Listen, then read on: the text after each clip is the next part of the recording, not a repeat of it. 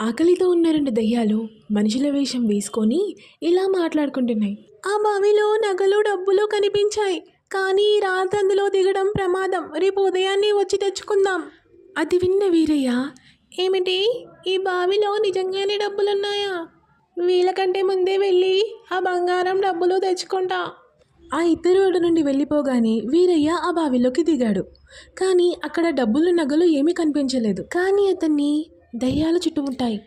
నిన్నక్కడే చంపి తినేవాళ్ళం, కానీ మా బావిలో దయ్యాలన్నీ కలిసి విందు చేసుకొని చాలా రోజులయ్యింది.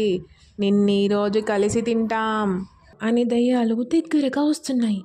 వీరయ్య వెంటనే, ఆంజనేయ, నన్ను నువ్వే కాపాడాలి అని గట్టిగా అరిచాడు. వెంటనే ఆంజనేయుడు ప్రత్యక్షమై అతన్ని బావిల నుంచి బయటికి తీసుకొని వచ్చాడు.